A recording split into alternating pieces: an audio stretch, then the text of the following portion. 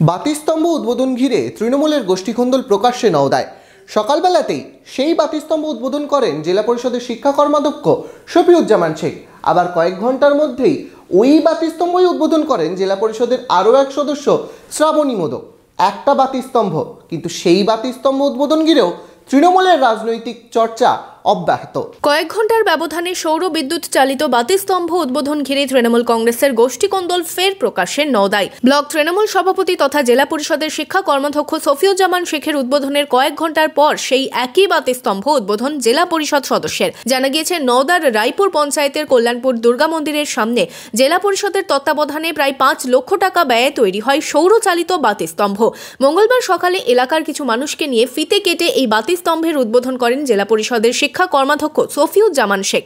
আমাদের যে সমস্ত কাজ আমরা নওদা ব্লকে তৃণমূল কংগ্রেসের ছত্রছায়ায় থেকে আমরা করছি, সেই কাজগুলি তিনি সরজমিনে সব জায়গায় থাকেন, এটা নিশ্চিতভাবে প্রশংসার দাবিদার।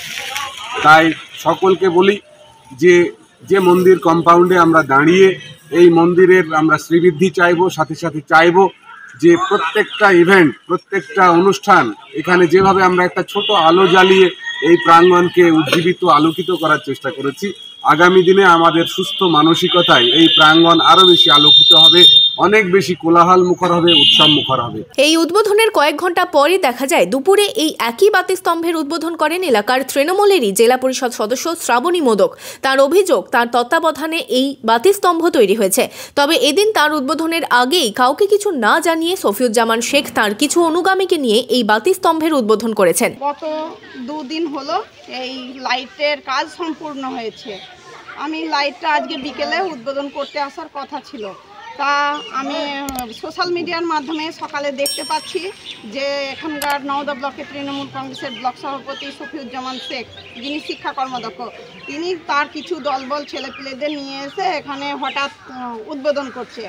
এখানকার মানুষ কি বলেন তো আমাকে ফোন করছে যে এখানে শ্রাবণীদি কথা দিয়ে গিয়েছিল জেলা পরিষদের মেম্বার, আপনি আসেননি, উনি এসে উদ্বোধন করছে, আবার উনি বলছে যে আমি দিয়েছি। এটা আবার কী ধরনের কথা? আমি শোনা মাত্র এখানে আসি, আমি এসে ওনাদেরকে বোঝাই যে না, এটা আপনাদের কথা দিয়েছিলাম, আমি আপনাদেরকেই বলেছিলাম যে কোথায় বসাবেন, জায়গাটা ঠিক করে বসিয়ে দিতে। ইঞ্জিনিয়ার এসে ওদের কথা মতো মন্দিরের সামনে বসিয়ে দিয়েছিলেন। আজকে আমি বিকেলে ওদের সঙ্গে এসে আলাপ পরিচয়ের মাধ্যমে উদ্বোধনটা করার কথা, কিন্তু ভাগ্যবশত আমার দুঃখের বিষয় উনি এই কাজটা করেছেন, আমাকে জানাননি। ব্লক সভাপতি যে আমি এই লাইটটা উদ্বোধন করছি, উনি আমাকে জানাননি। আমার খুব খারাপ লাগলো।